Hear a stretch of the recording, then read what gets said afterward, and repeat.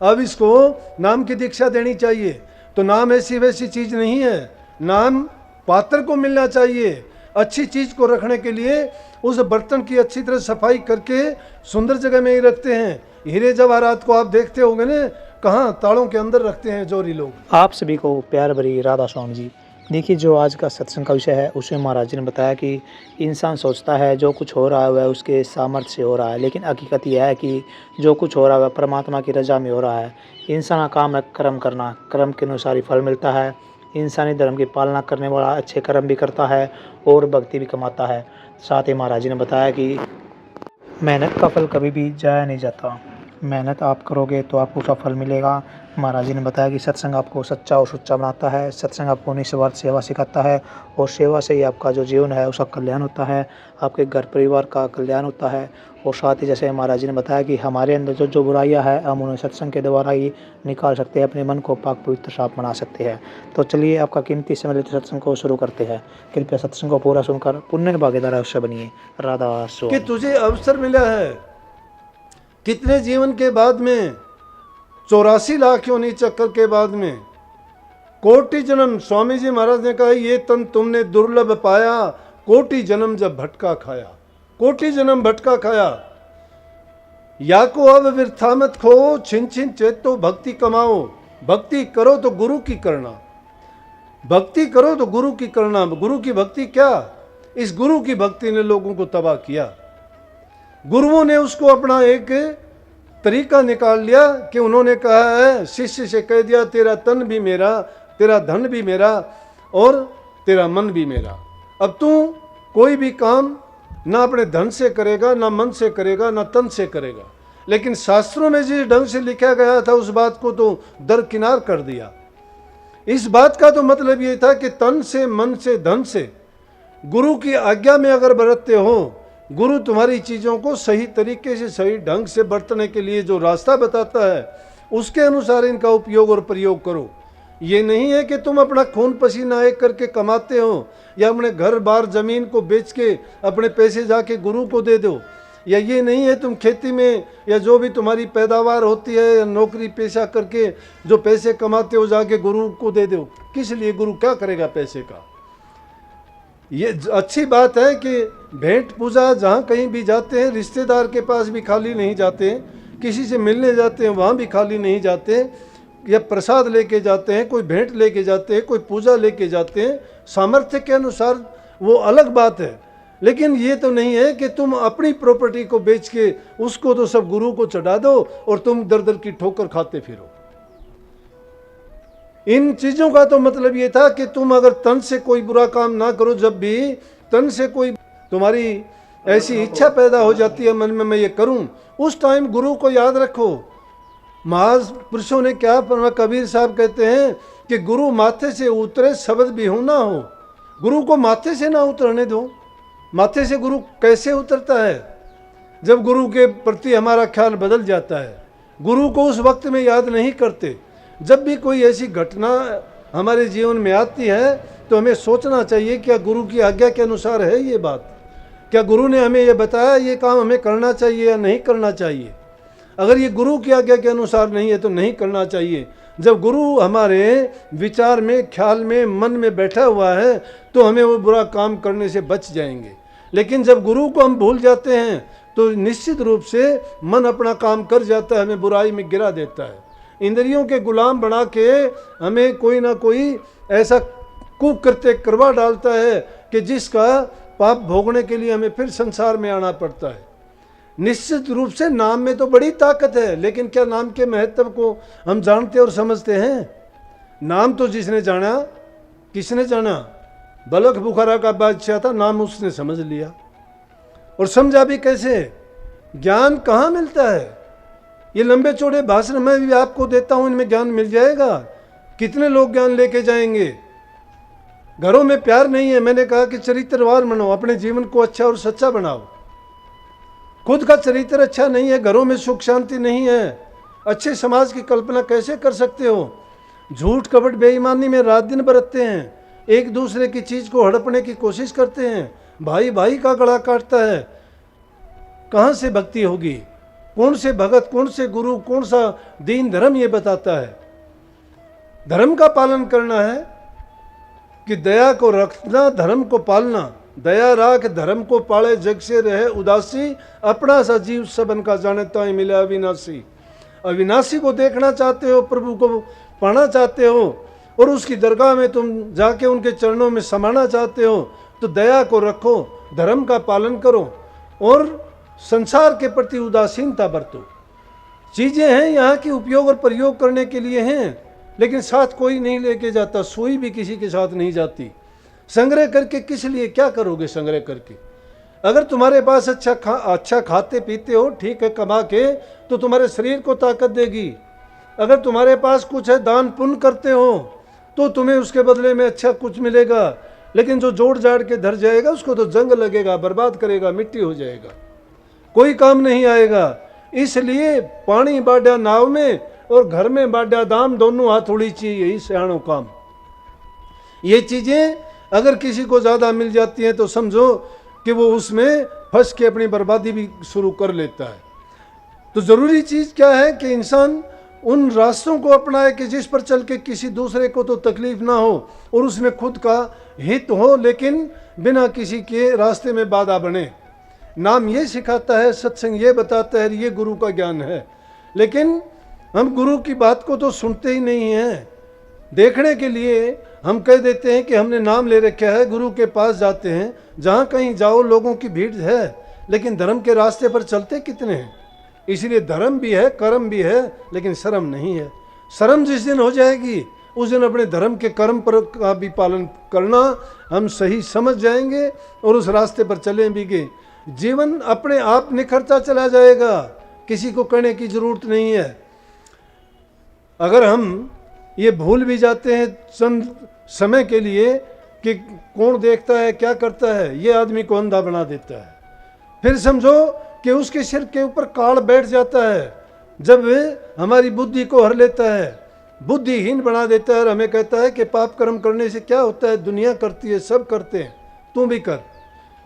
जब सारा संसार एक तरफ बहा जाता है, स्वामी जी महाराज ने कहा है कि देखो सब जग जात बहा, देख देख में गति या जग की, बार बार यूं वर्ण कहा, चारों जुग 84 भोगी, नहीं सतगुरु की शरण गया।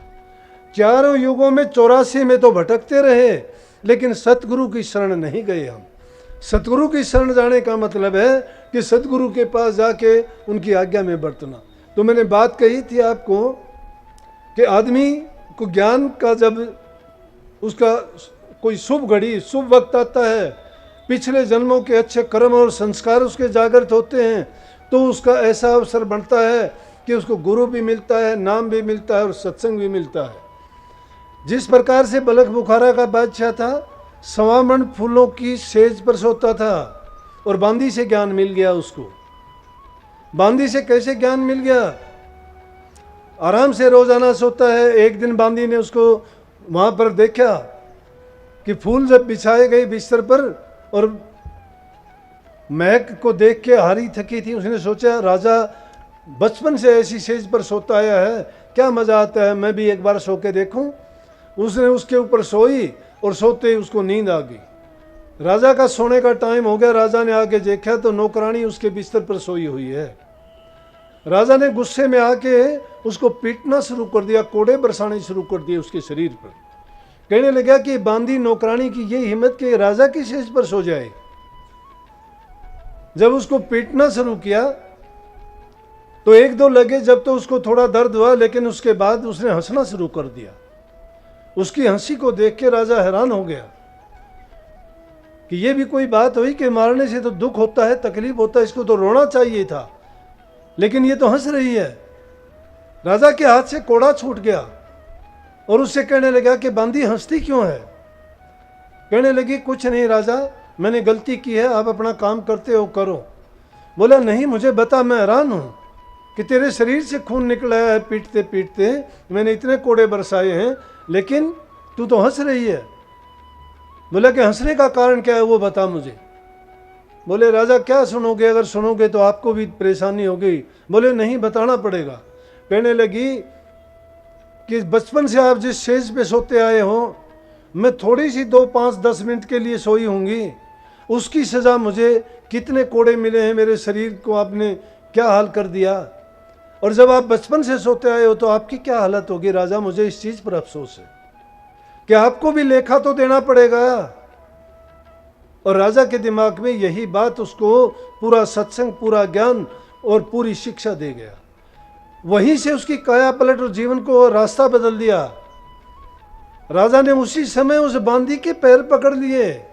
इंसान के अंदर इतना अहम है, इतनी इसमें मैंपना है कि अपने आप को इतना बड़ा मानता है, ये अपने से बड़ा किसी को समझता ही नहीं। और यही चीज इसको ले डूबती है।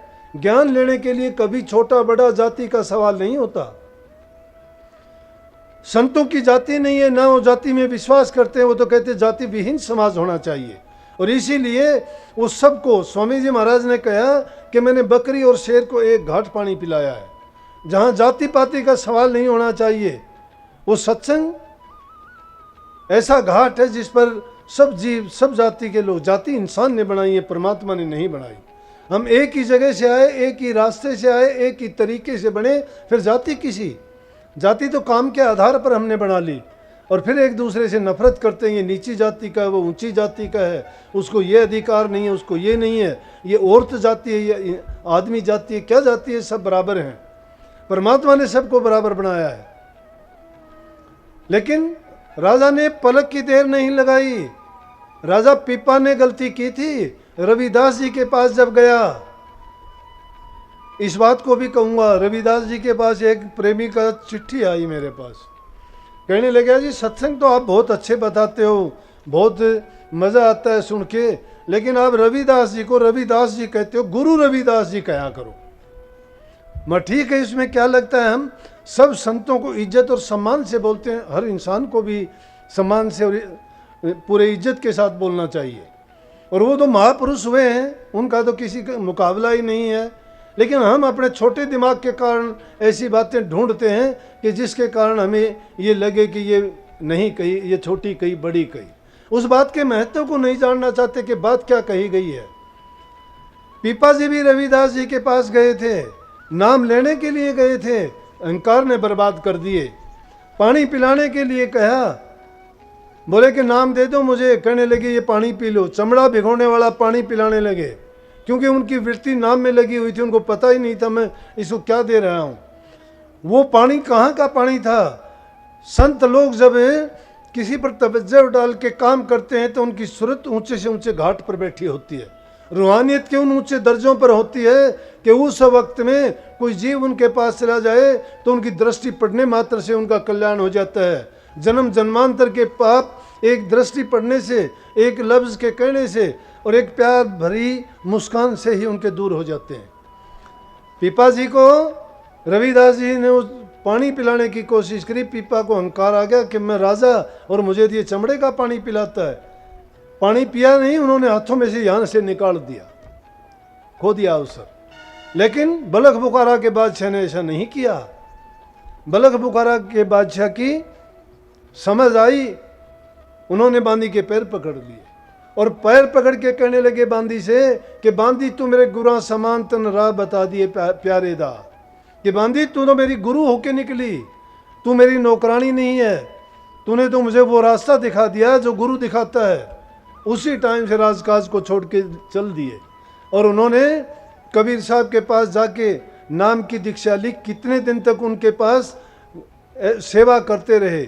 सेवा भी कैसी, घर में भारी झाड़ी निकालना, बर्तनों को साफ करना, कूड़े के ढेर को उठा के बाहर फेंकना। और कितने वर्ष बीत गए। माता लोई कबीर साहब से कहने लगी इनको नाम क्यों नहीं देते, ये बादशाह है। बोला कि नाम के लायक नहीं है अभी ये। कहने लगी नाम के लायक नहीं है, कितने साल हो गए इनको यहाँ सेवा करते हुए, सारी नीचे से नीचे भी सेवा करते हैं, आप कहते हो नाम के लायक नहीं है। बोला कि कूड़ा डाल के देखे एक दिन इसके सिर पर। वो जब बाहर जाने लगे, उन्होंने छत पर से थोड़ा कूड़ा डाला, राज को छोड़ के आए थे। और जब उन्होंने देख के कहा कि बलख बुखारा नहीं है, नहीं तो बता देता। आके कहने लगी कबीर साहब से कि वो उसने तो ये कहा। ने बोला कि मैंने क्या कहा था, कि अहंकार है उसमें अभी, कि अब उसको याद है कि मैं अगर राजा होता तो तुझे पता नहीं क्या सजा देता। बोली कि आप ठीक कहते थे। और टाइम बीता, काफ़ी दिन बीते, जब उसके काबिल हो गया कबीर साहब बोले अब नाम दूंगा। बोले कि अब क्या हो गया? बोले आजमा के देख लेना।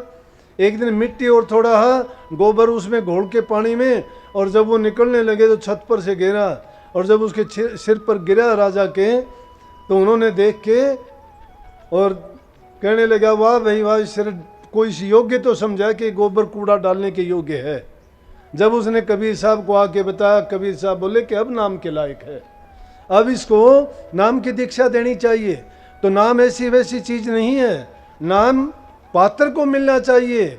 अच्छी चीज़ को रखने के लिए उस बर्तन की अच्छी तरह सफाई करके सुंदर जगह में ही रखते हैं। हीरे जवाहरात को आप देखते होंगे ना, कहाँ तालों के अंदर रखते हैं जोरी लोग।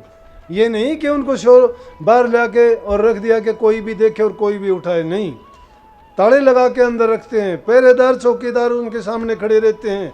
वो नाम तो बहुत कीमती चीज़ ऐसे नहीं मिलती, लेकिन ये तो संतों की दया है। कलयुग में दया करके जीवों पर, क्योंकि जीवों की उम्र कम है, जीव में ताकत कम है, और फिर कलयुग का पैरा है।